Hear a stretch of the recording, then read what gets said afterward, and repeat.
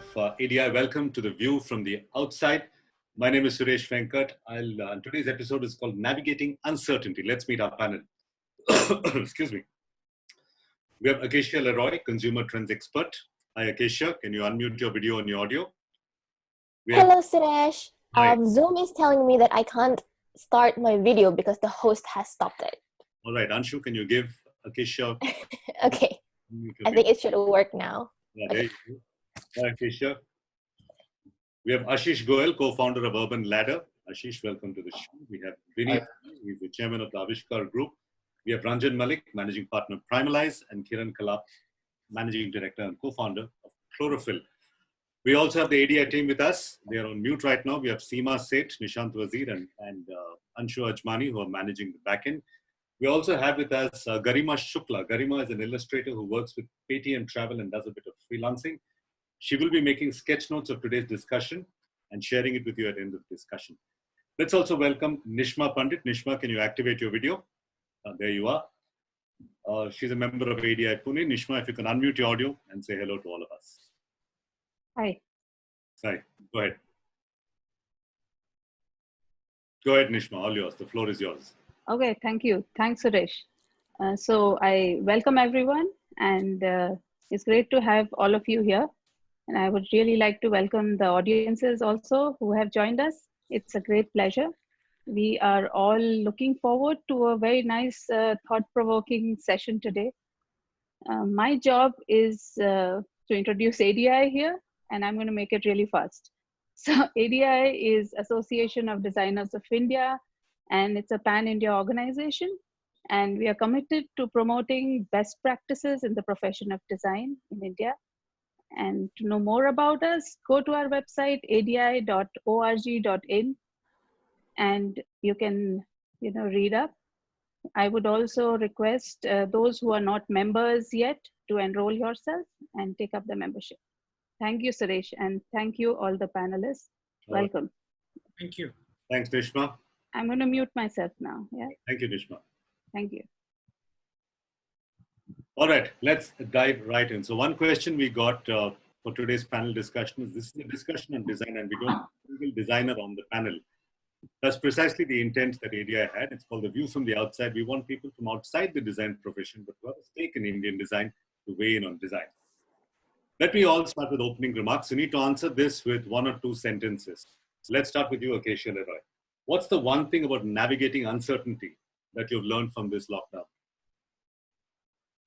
I think for me, it's really to ask what is truly essential, because we know that lockdown life calls that only essential business is allowed, both from the consumer side as well as from business side.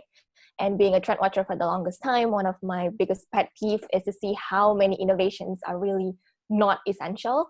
You see refrigerators that are connected and can send tweets from the refrigerator, and you're like, does the world really need a tweeting refrigerator?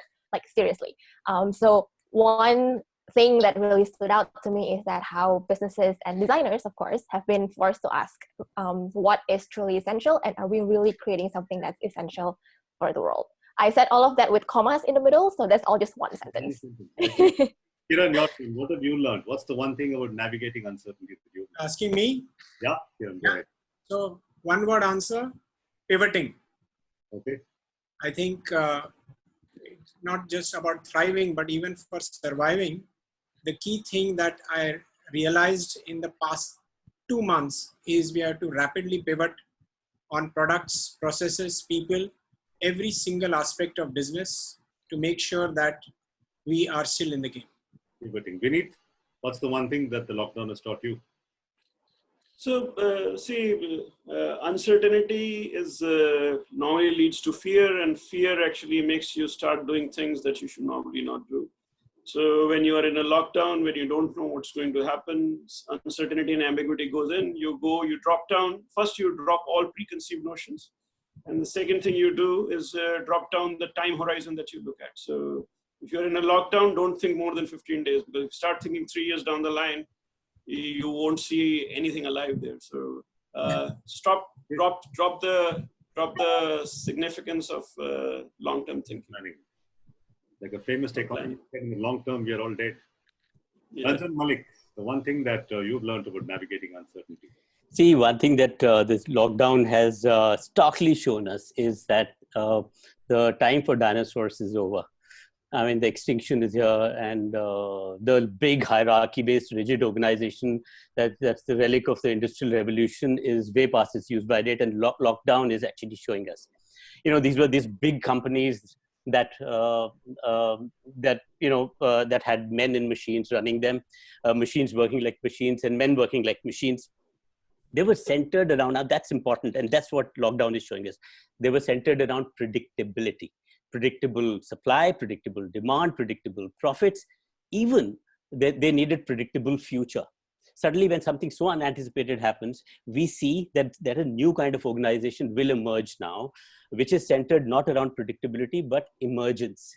Organizations that are far more adaptive, like platforms.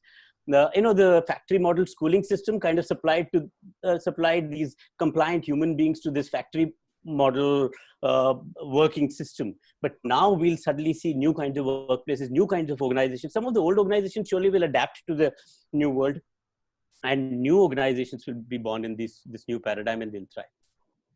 Ashish, Goel, other than learning to give yourself a haircut, what else have you learned about navigating uncertainty? Since you come to me last, Suresh, I will cheat and use two words. First is, I think, the importance of balance. These are tough times and stressful times for everybody. So to stay balanced in the head, and stay relaxed a little bit. So that's first. And second is the importance and criticality of agility. Nobody knows where the world will take us and how things will pan out. Maybe what Ranjan is saying is perhaps true, but maybe it's not. I think the only thing we can do is to stay responsive to the uncertainty, and again keep our mind balanced about that responsiveness. So balance and agility. All right, let's get a sense of the mood of the house. Our first poll of the day, if we can have the first poll, Anshu.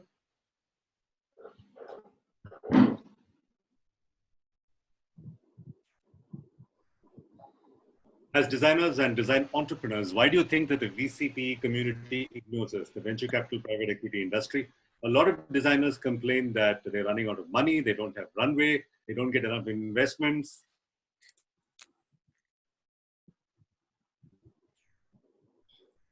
All right, we'll give it another few seconds to vote.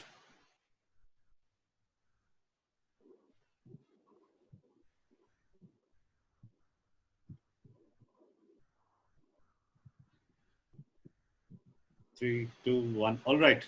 So an even split between they don't understand us and we are not scalable businesses. They don't know about us, and because the media ignores us is the last. So we're not scalable businesses and they don't understand us. So Vineet, as an impact investor, you have seen many ups and downs in this economy. Is this a normal down or is this a black swan event? Well, I think I would say in the last 100 years, if we look at last 100, 120 years, I think this event is far bigger in terms of its impact than probably World War I and World War II were for the global economy, and for each one of us individually as well. I would actually say that World War I and World War II, even though they actually impacted the world, but 20% of the people or less than 20% of the people were actually engaged in the war. Rest were actually doing something. Of course, at a much lower level of efficiency and capital. But right now, what you have is what humanity has never seen in last 3,000 years of its existence. So this is a black swan event of the kind that humanity has never met, seen, or witnessed. And therefore, the consequence of this is going to be way beyond what any of us can imagine. So this is a black swan event, in summary, to what you're saying, like World War I and World War II. Even much larger scale than larger scale than World War. Ashish, Goel, I imagine Urban Ladder has a fairly steep fixed cost structure, people, retail outlets, warehousing. How are you managing? I don't imagine you're doing any sales in this time. How are you managing to pay your people and your costs? Yeah, I mean, that's the absolutely, crazy, tough challenge because not just do we have a business, challenging business environment, extremely challenging business environment. We as a society have a huge humanitarian problem in front of us. And we obviously employ a number of people who come from less privileged financial backgrounds, and that's really the central problem to solve for. Not just directly our manufacturer suppliers also. So not an easy task at all. I think somewhere we have. But at the same time, I also think that the humanitarian inside every person also rises up. And what we have done is, we have had conversations with pretty much our entire team, our suppliers, all our partners, and everybody has to take some amount of a haircut, because somewhere we have to find a way to, at least through this lockdown period, we have to support everybody around us. So very, very difficult. We are dipping into our reserves. For our organization, at least, I have set aside a personal emergency fund from my side, because thankfully none of our team members has been impacted yet, but you can't say. So I think balancing these two things is a massive challenge for any organization and any country. So we are doing our best. You'd say startup businesses should keep about 3 months of reserve in future, or longer, or more? This event is going to everybody question. 3 months of reserves is basically you'll get wiped out for sure, because it's already 55 days since we have had literally zero revenue. 50 days, yeah. Acacia, Leroy, Hong Kong recently lifted their lockdown. Gyms, malls, beaches, from what I hear, are open, and people are flocking to those places like crazy. Apparently, business in Hong Kong is booming, from what I hear from my friends there. So here's my question to you. Do you think people will automatically jump back to their old habits of consumption once the lockdown is lifted? I think this phrase, to jump back to what it was before, there is no such thing as going back or jumping back. Even with life, there's no such thing as going back. What we have to ask really is what is ahead, and what is that new kind of life that people will be looking forward to after this whole thing is lifted. And if you take the example of people flocking to the beaches and the cinemas once the lockdown is lifted, I do think that's just behavior out of impulse, because that's the one thing that people miss that they couldn't do when they were under quarantine. And it's less about the action itself and more about the idea that you can't do it and therefore you want it more. So I think that's why everybody's flocking to it now, because they're like, yay, now we can do it. So everybody goes, but that's just out of impulse. But once that dies down a little bit, I think what everybody is going to have to deal with is to think, what will life look like now? Because what lockdown has done it has changed people's expectations around how life can look like, how work life can look like, how home life can look like, how social connections even can look like. So that's the thing that everybody will have to deal with. What kind of a life are we all designing for the future? And there is no such thing as going back. Many designers, especially those involved in retail, Acacia, asking if consumer spending will go back to its normal pattern, or whatever we used to call the normal pattern. Do you think consumer behavior, spending especially, will go back to normal? Consumer spending will go back to normal. Well, I think the number one phrase that everybody's talking about today is the new normal. So I don't think it's going to go back to what it was before the whole thing happened. And Vineet just now mentioned that he thinks it's the Black Swan event of the scale that was like the first two world wars in the century. So after an event like that, I don't think there is such thing as going back to what it was before. But again, what is that new normal then? How will people now spend their money with a different expectation about life, basically? Hiran Kalap, you run a consulting business. Are clients paying for consulting advice at a time like this? So the one thing we have done, Suresh, is taken a leaf out of Fujifilm's strategy. So at one point, Kodak was 10 times the size of Fuji. And in 2012, Kodak closed down, like Ranjan was saying, as one of those large companies. Not that they didn't try, they were ahead of their times and they tried. But Fuji survived. Fuji, I think today is 3.4 billion. And the lesson that we have learned is what we are calling unwrapping or unpacking. So we have had intellectual property on products, on processes.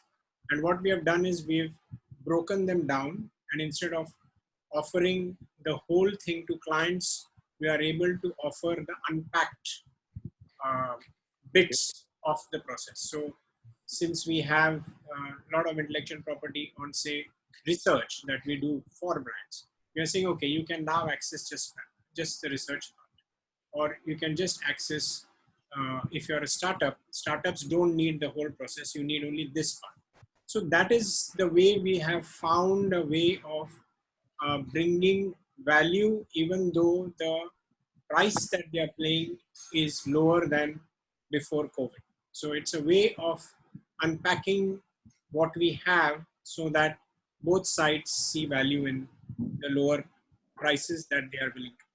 All right, so the big insight from your answer, Kiran, is unpacking your offering so clients can sort of pick and choose from a menu of options. Yeah. Ranjan, Malik, you run a consulting business as well. Many designers complain that when budgets are cut, especially at times like this, the design budget is the first to go. Why is that? Why is design and innovation the first to go? See, the first instinct of organizations, sure, is to cut the desirable to focus on the essential. Organizations themselves are in their economy mode, so to speak. So they want to cut down. So we have seen organizations putting projects on they park it for to be considered again during peacetime. We'll look at it later, kind of a thing. But we also feel that these kinds of enforced pauses are actually a very good time to focus on your Horizon 2 and Horizon 3 kind of work. But usually that doesn't happen. Typically these kinds of projects don't get taken on during every day, because usually you are at such a frantic pace that you say, that's Horizon 2, Horizon 3, we'll look at it when we have time. Now we have time, but organizations still are not able to look at those in these kinds of times. But what we've seen is, and that's very interesting, is sometimes some ongoing projects, because they're on, the button has been pressed, organizations go back to the drawing board and we rescope the project. Often very tactical projects become very strategic projects. Also, this is a... Can you give us an example of something like this from your practice, Ranjan? All right. So,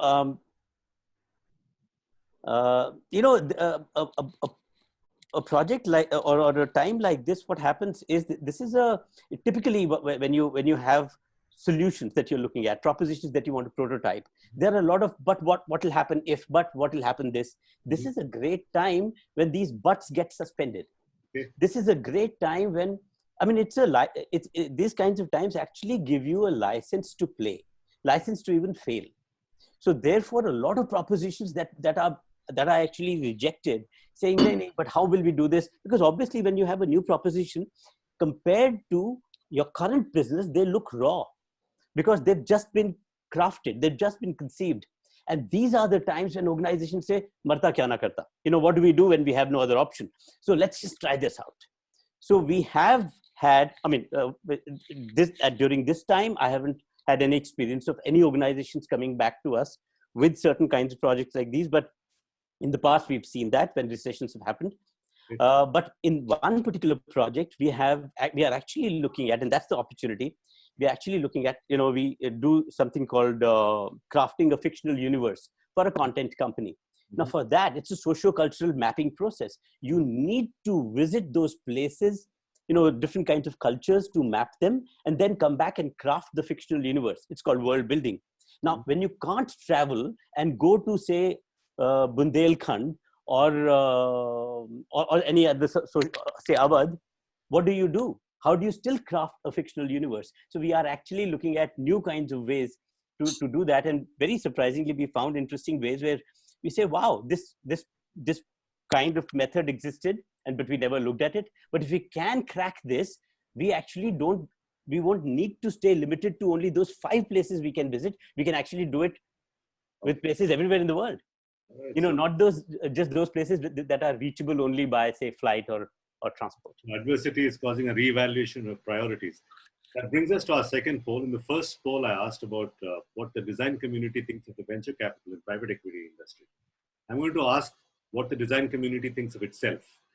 In your opinion, are designers too insular in their worldview? Quite often, we at design festivals are accused of designers talking to other designers and preaching to the converted. We have 4 options. We don't look outside enough. We're pretty well connected. Some of us are, most of us are not. Most of us are insular, but some of us are not. Right? We'll give you another 10 seconds to complete voting.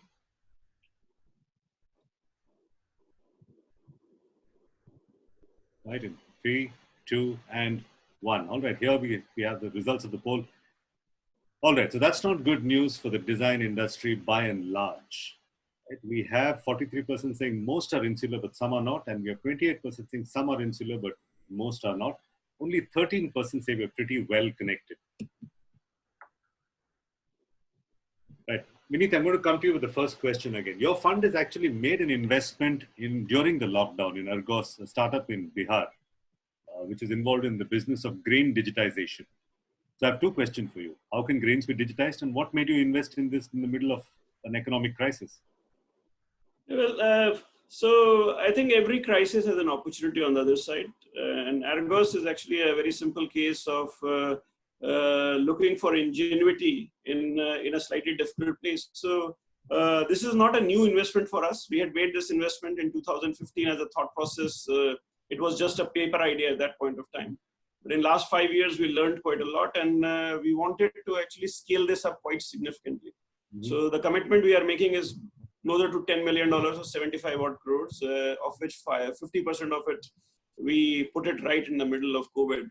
And to give you just a context of why we actually chose to go ahead with it, is we had a theory that this is a COVID-proof investment.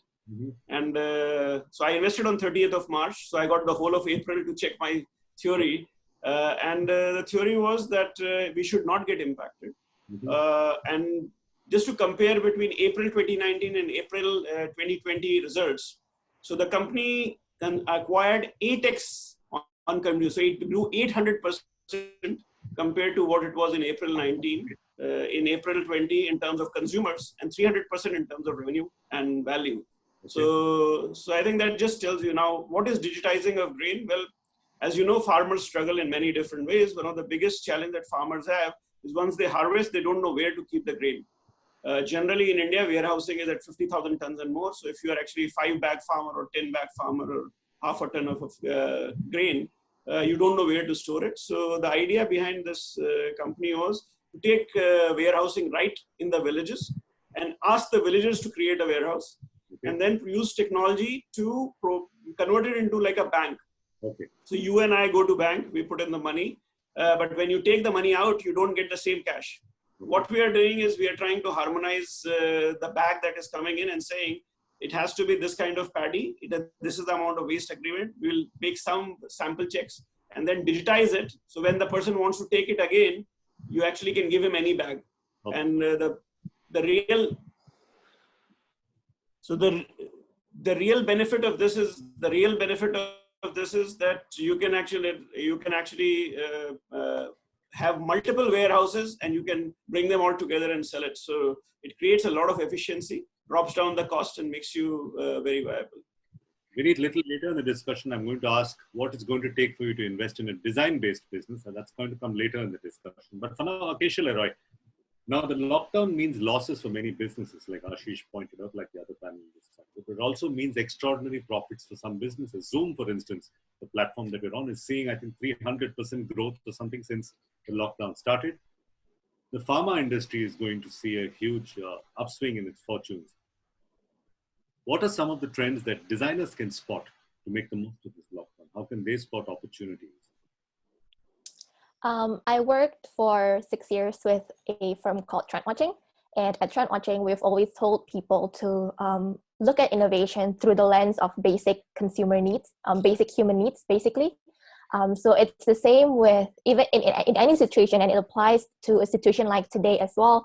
When we want to spot opportunities, what we need to ask ourselves would be, how can we better serve basic human needs in the situation? What has changed? And in the context of what has changed, how can we then serve people's needs better? So if you mentioned the example of Zoom, and I think Zoom's success is one key highlight of how a company can capitalize on all the change that's happening and serve a basic human need in a new and better way. So the basic human need here is really social connections.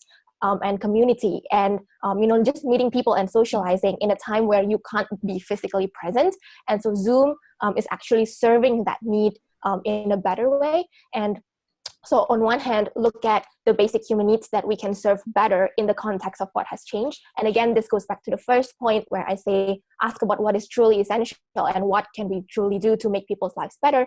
And the second bit of it really is to get your user experience right, because why do we choose Zoom over the other video conferencing platforms? And that has to do with the kind of user experience that you get on the platform. So yeah, look for basic human needs that you can serve better in the context of what has changed, and then get your user experience right. That's a good point, Acacia. Zoom was not the first video conferencing platform. Skype and Google Hangouts and Blue Jeans and a whole host of them predated Zoom. Zoom literally zoomed ahead of the others. Much like Google, if my statistics serve me right, was the 14th search engine to enter the business. There were 13 other functioning search engines at the time Google entered the business, and Google outstripped all of them. So much for first mover advantage. They were the 14th mover. Ashish, next question to you. During this time, some businesses will collapse, some will barely scrape through, and some will survive with flying colors. Is this natural business Darwinism? Survival of the fittest? I think so. I mean, somebody, I think somebody spoke about dinosaurs. I mean, somebody who ruled the earth for years, millions of years, and then, clearly they don't exist today. I think principle applies in business also. This next few months are definitely not for the faint-hearted. You survive, you don't. What do you do? The world is going to get reset. That's for sure. And I mean, this needs one part will be who innovates more, who thinks sharper, harder, and the other part is definitely going to be who has more cash balance. I think a lot of the air will get cleared. And a time like this, which is very unusual, is not always about who is smarter. There is an element of right time, right place, which always applies as well. So what I would say is, for people who are in tough spots, I don't think people should beat themselves up too much about it. This is an unusual event, as Vineet very rightly said, and you have to do the best you can. All right, I'm just going to go to Vineet for a quick reaction to that. Vineet, if my statistics are wrong, out of every 10 startups that start in the year, 9 fail in the first year out of 10. And out of those that survive, 9 fail in the second year. And out of those that survive, 9 fail in the third year. I might be slightly wrong on the numbers here and there, but a large number of startups are doomed to fail, COVID or no COVID. Would one feel really bad about startups failing at this point of time? Should the government spend and invest and prevent companies from failing, or let business take its course? No, so I don't think so. Government is even doing anything to save anybody. So, and I don't think so. It's government's role. It's entrepreneurs' role to take risk, and outcomes are not in your control. So it's written in Gita that you should focus on the process of acting on what you are supposed to act, and leave the outcome to the hands of whosoever controls our destiny. COVID is not controlled by you as an entrepreneur. Your job is to actually put the best effort forward. Survival and scale and value creation would depend on multiple factors. Yes, as entrepreneurs, your job is to, within your limited capability, try to excel. So I personally don't think there is anybody should see failure in current scenarios as a very huge negative. But for us, for anybody, I mean, for me also, it will be a huge personal loss if I become a failure just because of one black swan event. But a lot of businesses, unfortunately, are designed in such a manner that they cannot take this head. And this is where a lot of structural issues come into play.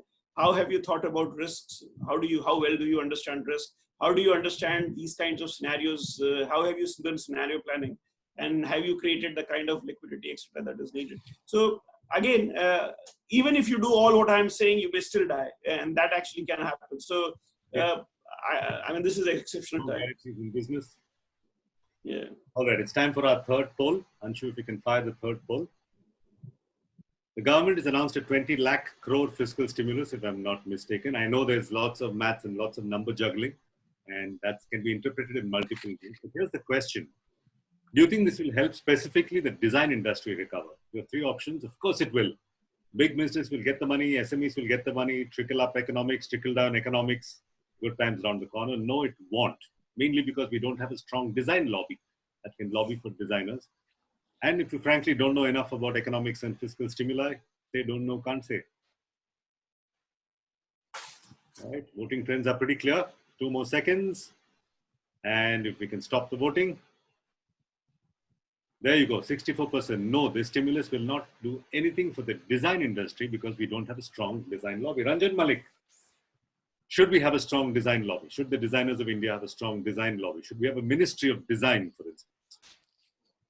I think so. I think a big step was taken when design policy was written. It was an act of parliament. And I think that was the first step. But we've been talking for this for a long time now, that designers need a more significant role.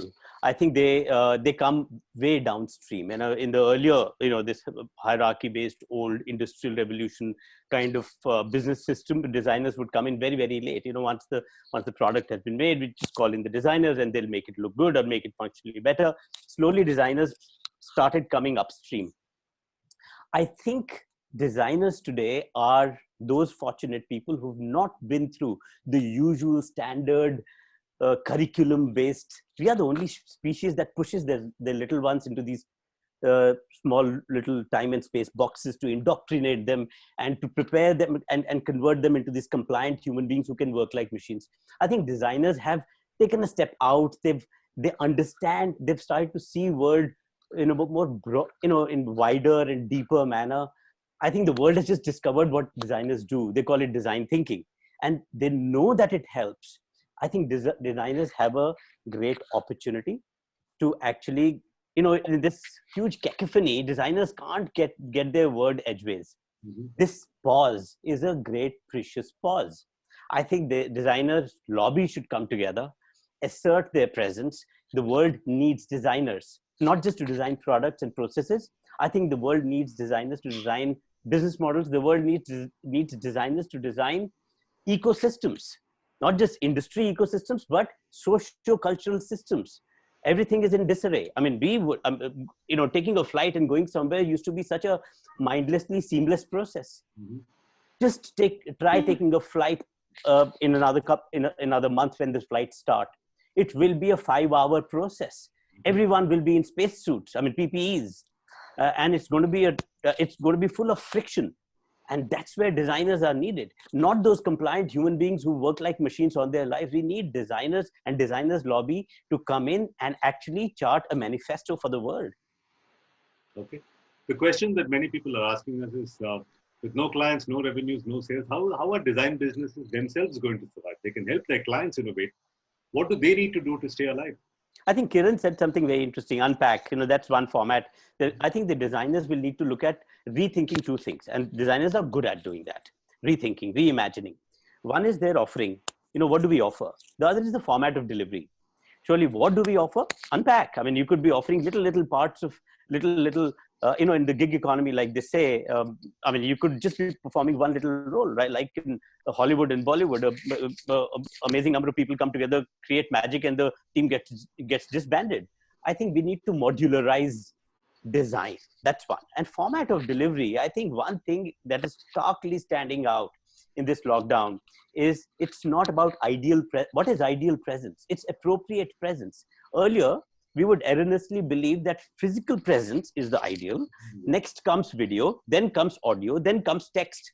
We all know that sometimes the most appropriate presence is just a text from your client and not the guy standing ahead, on top of you and breathing down your neck physically, and so therefore, how do we therefore redesign our formats, our own value propositions, and maybe think of new delivery formats too?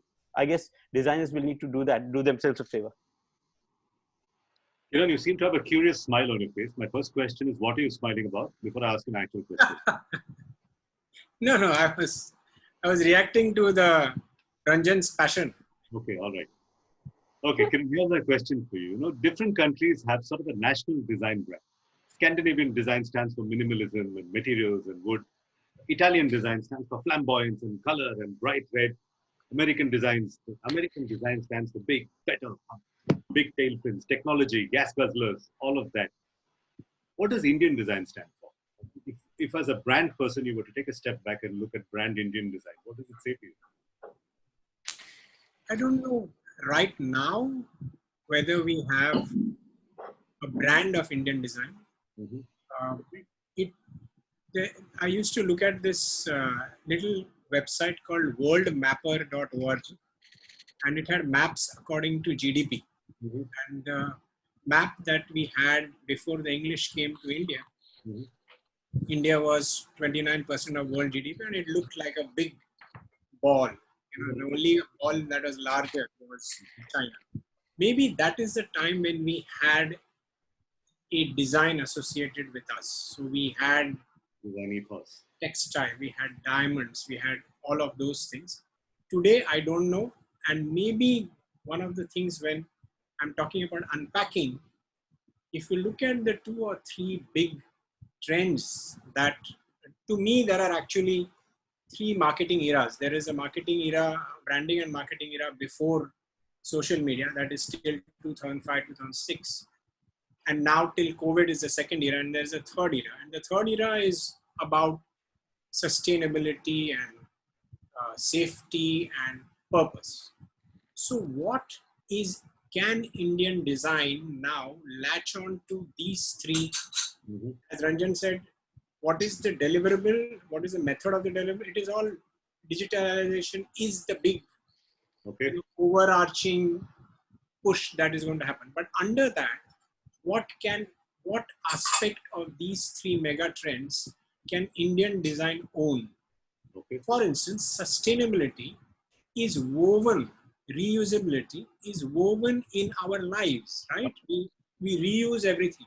Can we take the high ground on sustainability? Because we already know, right? We use neem twigs to brush our teeth, and everybody is going back to buying them from Amazon.in. Hundreds of examples. So is there a way for Indian design to say, okay, I'll go and attach myself to something much higher than just colors or passing whimsy? Can I talk about purpose? So like Acacia said, everybody is going to turn back and say, do I really need this? What is the purpose of this thing? Why am I buying this? Why do I need a new pair of shoes when I already have one, right? So is that the other mega trend that Indian design can connect itself? So unless we own a larger narrative, a higher purpose, I don't think Indian design per se can be a brand. That's a good insight, Kiran. Thank you. Higher purpose. I'm going to put that down as one of the key insights. All right. Moving on to the third part of our discussion. It's titled, okay, so what now? Ashish, first question to you. What's going to happen to your sector over the next 6 months? Do you have any idea? I don't think so. I don't think so, actually. I mean, I think, the biggest known here is uncertainty. Now, everybody has theories, physical retail may go through challenging times more than digital retail. I mean, maybe not. Maybe, what's happening as a blip, at least in Hong Kong. What you spoke about earlier, people will start thronging to stores. Nobody knows whether that will be temporary or long term. Some of the other themes, which, at least one thing that we are working with, we'll see how it pans out, is that people start spending more time at home, including entertaining at home, hanging around at home, spending less time in public spaces, restaurants, theaters, and whatever. And that frees up time to spend more time and money at home. Travel becomes lesser. So we are expecting that, if that pans out, then the living room in the classic nuclear family home could become really the center of the universe, which it has not really been in the last few years. It used to be, let's say, 70, 80 years back. So maybe we could see a real large resurgence of the living room, and that could have an impact on my business.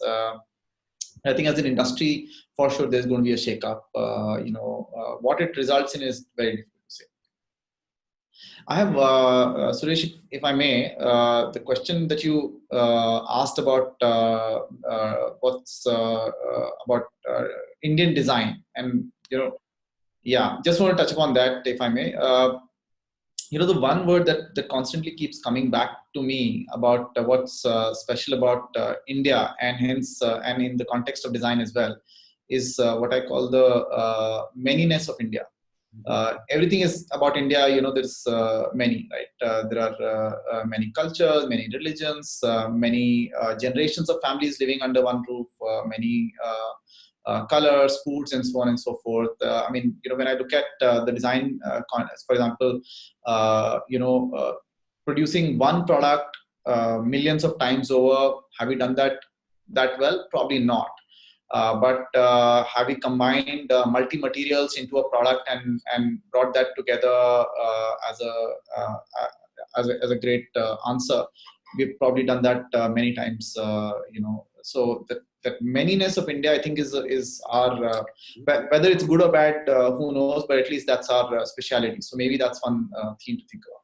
All right, that's a good point for me. Acacia, did you raise your hand? Did you want to say something to that, or should I move on to my next question? Okay. No, you can move on. Many designers who are in the audience today are extremely passionate about Indian craft, and there's a hashtag called #handmade in India that's trending right now all across the internet. What will it take for an investor like you to invest in a design-led craft business? So with your permission, I actually would like to take on some of the things Kiran mentioned, because it's linked to design, but I also want to bring back to the audience the thought process around how the world is going to change. Because what is happening through COVID is there is a re-architecting of thinking, right, both on the economic side as well as on the capital allocation side. We did discuss in different ways what is it that we are changing. Till now, in last hundreds of years, greed is good is what has been taught. All MBA schools, that's what is taught. What you want to do is sell more, because growth at all cost was the narrative. Climate change is taking place. Antarctica is melting. That's not my problem. Something must be happening. We don't know. What has COVID done? 400 grams or 200 grams of virus have taken the fear of God in the minds of those 0.01% who control the $200 trillion of global capital. Now, generally, people do not want to lose the money that there is there. So this $200 trillion is normally growing at 8-10% year on year. But now suddenly you have taken the fear of this becoming $100 trillion, $150 trillion. Now, as you understand and I understand, we may sacrifice growth, but none of us like to lose capital. So the world right now is thinking about how to retain capital. And when you're thinking about retaining capital, it's asking return at all cost versus resilience with return. What is resilience? Resilience means I do not want to deal with a situation where my capital melts down. How does this happen? Well, it happens if you're trying to actually sustain what you have. That means don't consume more than you can. So money is now going to be seeking resilience, which translates into sustainability. Okay. And if you are going to seek sustainability, which is going to become the center of everything, where human beings, people, etc., do, a lot of people say, oh, COVID-19 happens, 6 months down the line, people will forget. That's true. People will forget. 98% of the people will forget and start behaving the way they were behaving. But those 0.01 or 0.1% people who control the 99% of global wealth will not forget. Not because they are scared of COVID, but they are scared of something else that will change them. So they want to reduce the volatility and the risk that will come in. And therefore, resilience versus the returns is the way the new normal will be returned. So it will not be about how fast you can grow, how much money you can generate, but it will be about what narrative you are coming up with and how you define it. So that's important on the capital side. And therefore, what Kiran was saying is extremely visionary and extremely critical and important, that the next decade is the decade of sustainability. 2030 is the time when the world has to be reimagined with no hunger, no poverty, no inequity. That's the Sustainable Development Goals. If designers can latch on to this thought process and start weaving in and start telling people how you can actually generate value and wealth without actually screwing or destroying the environment, you will make a huge difference. Now, it comes down to the second question. What will it make for an investor to come to a designer? Well, what will it take for you to invest, since we have you on the panel? So let me put it this way. for any of us to actually invest in a designer. So designers are artists. Artists are people who can actually create, who are basically fluid. They are coming up with very emotional. So there is a lot of emotions. There is a lot of vivaciousness. There are lots of thinking. But what we struggle with as investors is we are looking for hard logic. We are trying to understand. So what I have generally, while I have been dealing with the designers, is there is a lot of passion, lot of commitment, even a narrative. But the narrative is not trying to address our needs. The narrative tries to address their needs. Something that your poll also reflected, that they are insular, so they are actually emotively driven by what they see. What they need to empathize and add a little bit of pragmatism is they are talking to somebody who is not a designer. So you need to then start understanding how an investor thinks. And what is an investor looking at? Investor is looking at a basic amount of logic. So how does your design create value? How does your design convert value into something that actually is tangible? Don't tell me something. So it should not be like beauty, that I see something else and you see something else. Both of us should see the same thing. And therefore, designers will have to move away from designing a beautiful thing for me. I want a tangible return thing. We are talking about money. So yes, there is scale, there is growth, but there is a very important narrative that they need to build in. And that narrative has to be on a global scale. And scale, global uniqueness, diversity, all that would actually get anybody from like of mine. I have invested in Jaipur. I had invested in the entire back end of Fab India. It's not that we have not invested. It's just that after a certain point of time, designers start losing their interest in moving forward the narrative. And that's something that they should watch out. All right. I see Ranjan Malik nodding his head. So Ranjan, here's my question for you. I noticed you nodded your head when Vineet Rai said that designers are artists. I know many designers in the audience will be up in arms against the definition of artist, because we consider ourselves as people who add value, who understand consumer insight, who empathize with consumers and deliver value to the consumers. So 3 of the richest men in the world, and therefore the most valuable companies in the world, are design-led companies. I talk of Apple, Zara, and Acacia. The founders of those 3 companies are amongst the richest in the world, and they could not have got that rich by selling mere beauty, right? So Ranjan, here's my question to you. Is design doing a bad job of communicating to potential investors like Vineet? Yes. Okay, good. One is that the assumption is that we need to be talking to potential investors. Sure, we need to, but I think there is a very interesting, there's a before and after the COVID, the world is going to be very different. I think we are also realizing this whole fast-paced, huge scale businesses is a very precarious model. I mean, the way we talk about the world, we say one country is the factory of the world, another country is the back office of the world, another country is the innovation center of the world. When you build systems so large, this is not human scale. This is far beyond human scale. Matrix. When you create when you look at the best master innovator of them all, Mother Nature. Mother Nature doesn't behave like this. We say biomimicry, and we only copy nature when it comes to products. Let's copy nature and take inspiration from nature when it comes to designing systems. We create man-made systems are clumsy systems. We go for scale, we go for huge this thing, and look at the way what has got us thus far.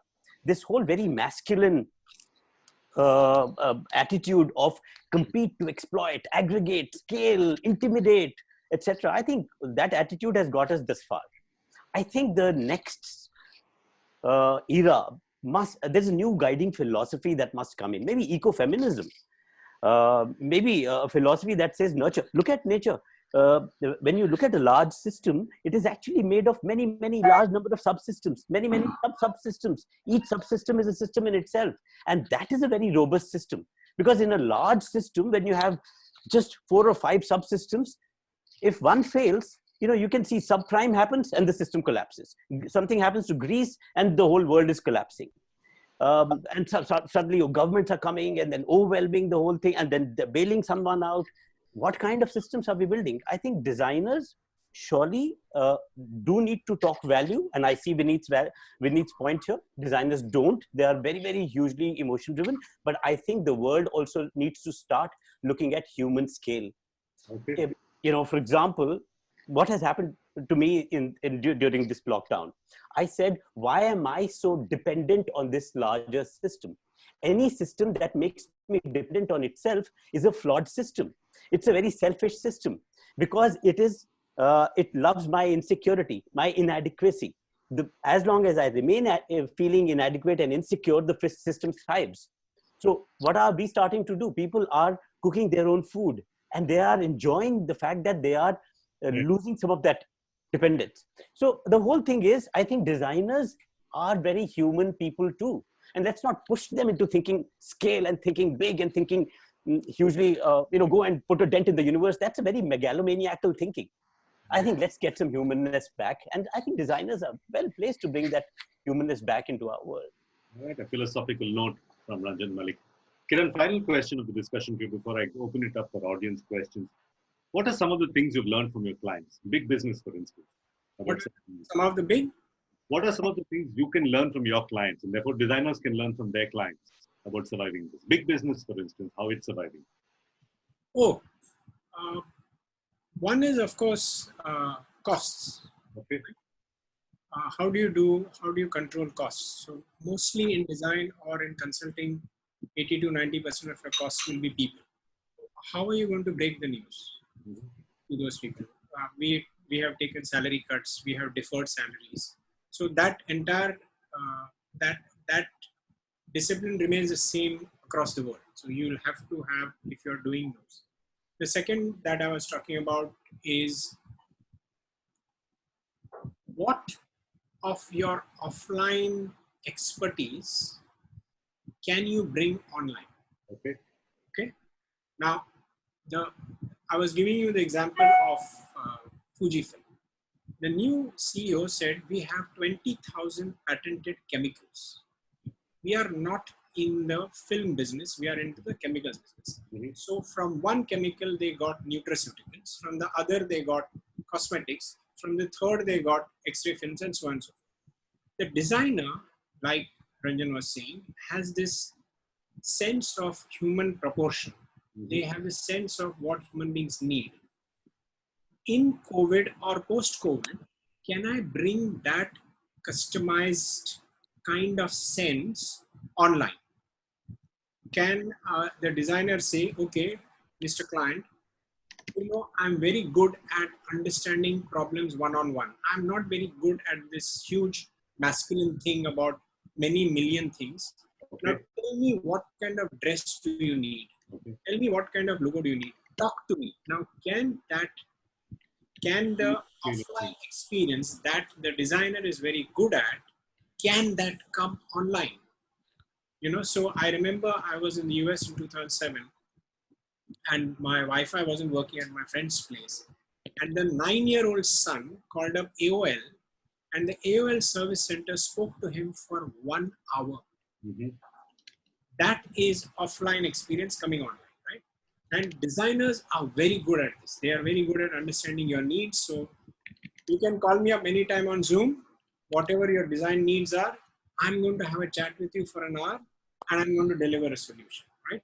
So this conversion of inherently what you're good at. The third part, which has come up again, digital has now made intangible tangible, which is what everybody has been saying. So there is a very famous chart which shows how between 1975 and 2015, the percentage of contribution to market cap for multiple companies has gone from 15 to 85%. Apple doesn't do anything, but has 20,000 patents. So the notion that even the brand language is about abstract, right? Which is abstract noun. Design also seems like it's about, but it's not. The beauty has come out of proportion. And that is why it works so well. So this connection between design and function, all of these things which the designers already know, can we use this opportunity where everybody is going online and explain to the world, hey, listen, when I talk and understand you, I deliver much greater solutions. All right, Ranjan, quick reaction from you. I have to go into the audience. Yeah, question. so quickly, I loved what Vineet said. Greed used to be good. Actually, greed used to be good. If you look at, people aren't ironing their clothes as often. People aren't using a lot of deodorants anymore because through digital, you don't get my BO. And by the way, do you know and like Acacia said, this is telling us what is essential and what's not essential. You know what the market size of deodorants is today? $80 billion. That's huge. Just a century ago, in 1888 is when the patent was registered. People actually felt it was of no use, this thing. And suddenly, in the last 100 years, it became so essential for us. And come to think of it, a world where all stink, no one smells. I just want to read out J. Krishnamurti quote here. He says, "It's no measure of health to be well adjusted to a profoundly sick society." So what designers can do is, and what we need to begin designing systems that elegantly integrate the needs of the society with the integrity of nature. We've distanced ourselves from nature like some sort of superior exclusive beings. I think designers need to come in and help us reconnect with our humanness and therefore live more congruent lives. All right. The question is, which client will pay for that? I'm not asking you the question. We'll get into a few audience questions. First question is for Vineet Rai from Shalini Subramaniam in Bangalore. She's a designer. She makes and sells her own clothes. These are slow fashion handmade clothes.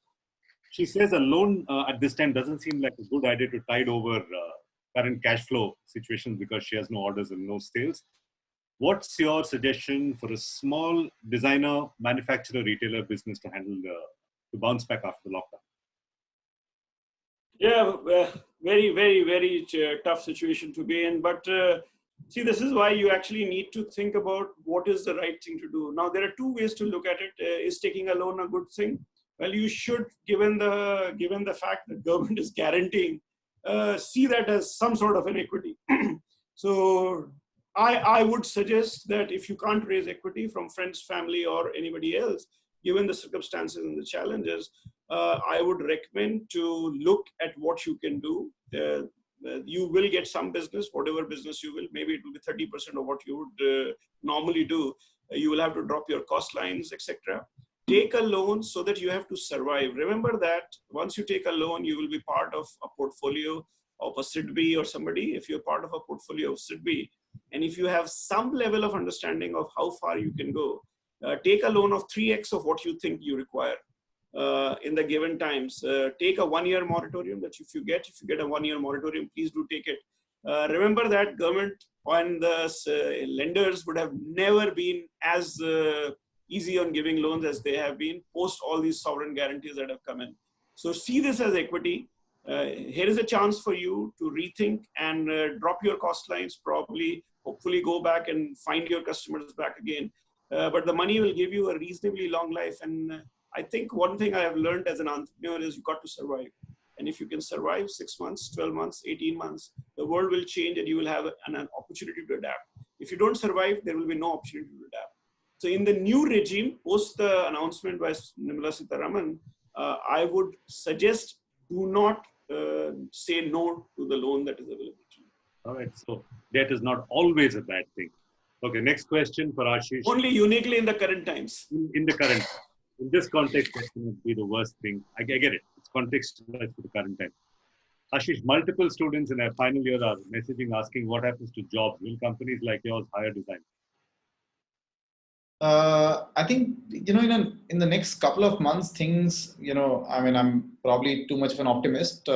My sense is things are going to start settling down. And I think, design students should, let's say if you have to wait a couple of months, that's okay. But my bias would be that opportunities will start opening up. I think it'll settle down. 2-3 months, the world will start figuring out how to live with the current situation. I mean, I'm no sort of whatever health expert or something. That's what it seems like. So people will start settling down. People will have to start innovating. I think that the broad theme that was being discussed earlier, the world is going to change a lot. And actually, from a training standpoint, design students are by far the best trained to think of innovation and creation. Most of us are not trained for that. So in that sense, if so much is going to change, then people trained for design have more of an edge if they choose to exercise it. Got it. We have Adam who asks, Acacia, how do you define the term essential? What is essential for me might be frivolous to you. That's actually a very interesting question. The baseline for this is really to think about, again, basic human needs. And it's, even if we're designers, even if we're innovators, business professionals, at the heart of it, we're also human. So we would do a good job to ask ourselves again, is this actually, as a human being, you think, is it essential? But again, we do have to acknowledge that it's not just about people's needs, but also people's expectations. And you kind of have to know what are people's expectations say in terms of what should be available to them and what should be possible in terms of how they are living their lives. And one example is that I'm based in Singapore, and we've had several different waves of government measures in terms of what's getting locked down and all that. And for most of it, people's reactions have been like, oh, okay, fine, I guess it's not super fun, but we can live with it. Until one day the government said, okay, the cases are not going down, so we're going to have to take stricter measures. And from now onwards, we're going to put in all these measures. And one of it is that all bubble tea stores have to close. And funnily enough, that measure is the one that got all of Singapore up in arms saying bubble tea is essential for our survival. So that's just one example of how, when you want to think about consumers and what they think is essential, it's not really just science, but it's really, you have to think about where are people's expectations at in terms of what they expect life should look like and what should be possible and what should be available to them. All right, Ranjan, Malik, next question for you. Ashwini Deshpande of Elephant Design asks, who or what will be the designer's best friend in the future? What, designers? Best friend in the future. Who or what will be a designer's best friend? I think I read somewhere that COVID should get a Nobel Prize. I think COVID is actually pushing us all into a zone where we have more questions than answers. I think designers thrive in this kind of a world.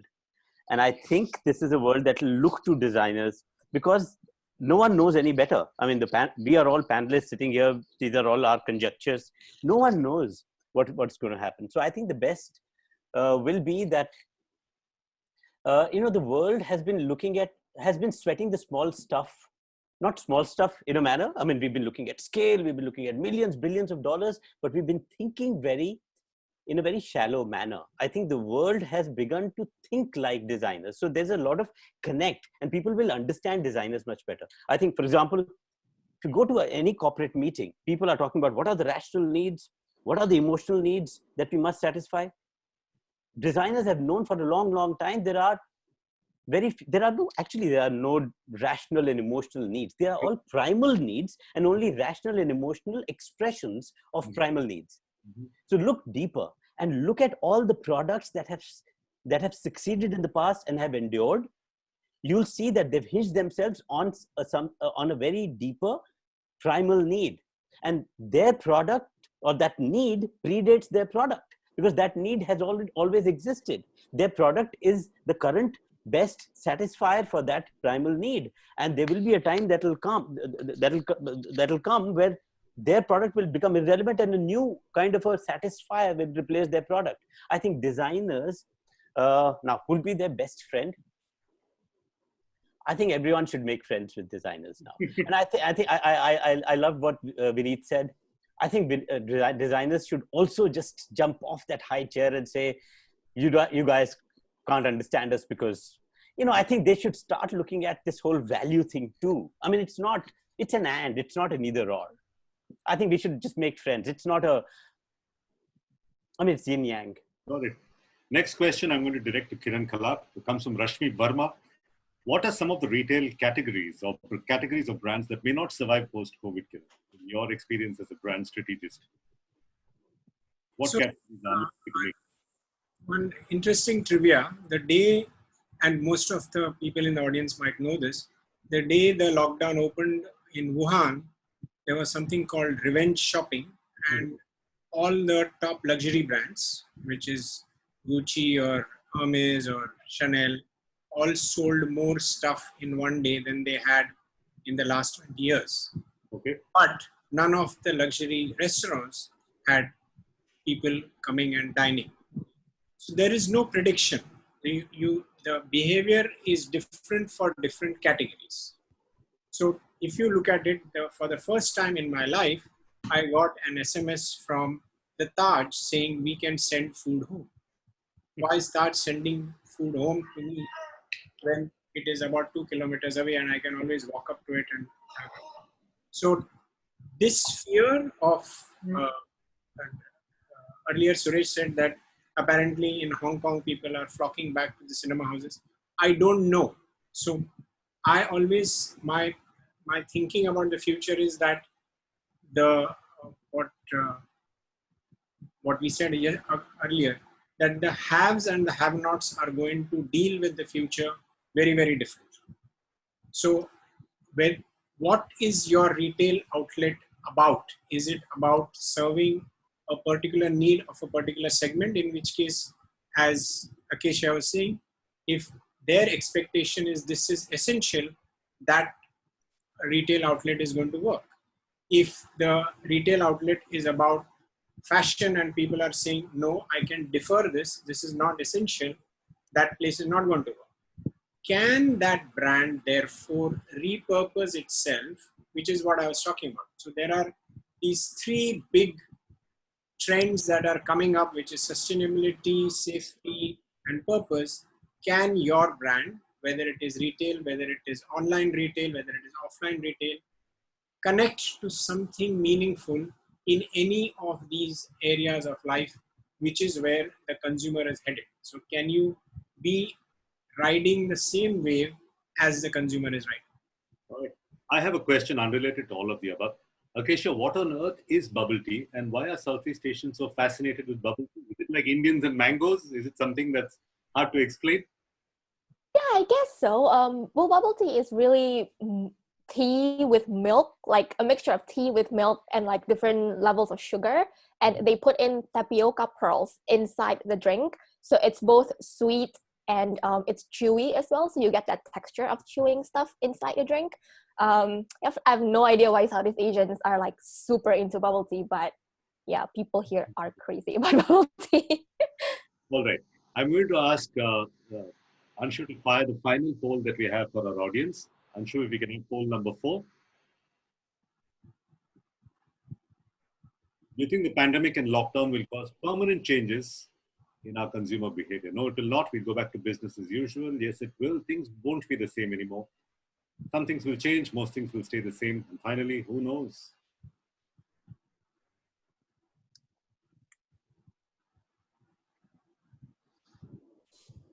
Let's give it 5 more seconds.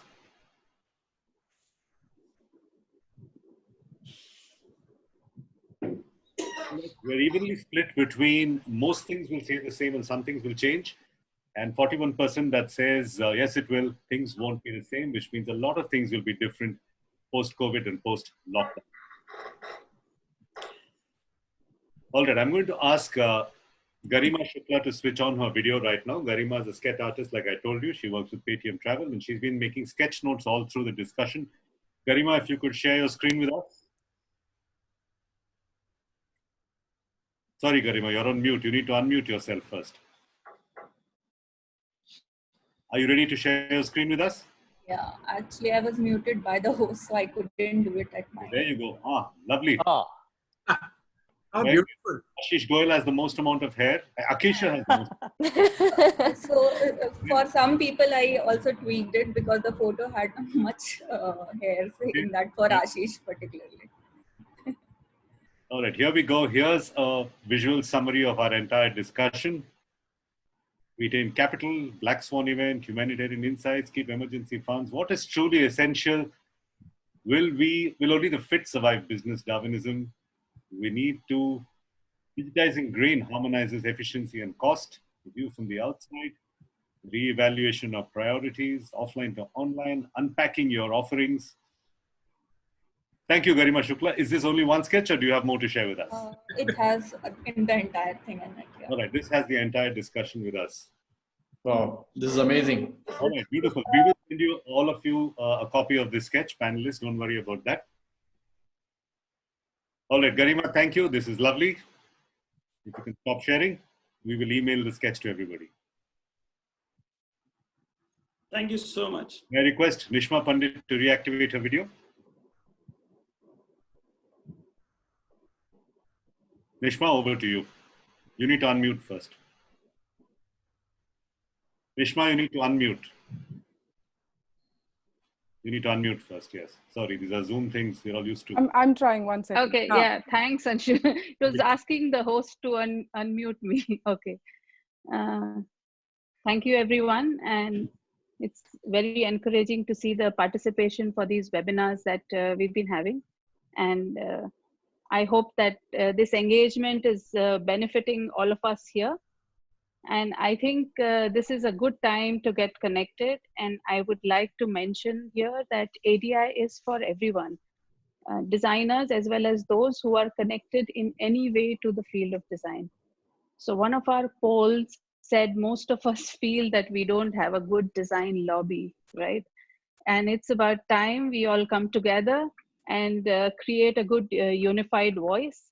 So go and check adi.org.in and become a member. It's been a great session, very insightful and thought-provoking. Thank you.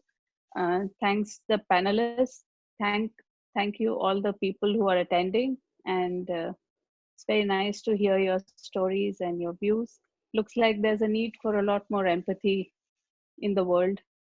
Have a good weekend, stay sustainable, stay humane, stay creative, and stay safe. All right. Thank you. Thank you. Stay on. Bye. Rima, Seema, Anshu, and Nishant. Can I ask you to activate your videos for a photo op? It will just take a second. All right, that's Nishant, that's Seema, that's Anshu and Garima. This is the team at ADI who put together this. A big round of applause for them. Thank you all very much. If one of you can take a screenshot and everybody flash your best smiles at screen, this will.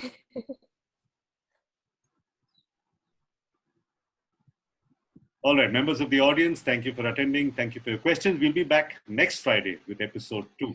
Till then, stay safe and stay sustainable.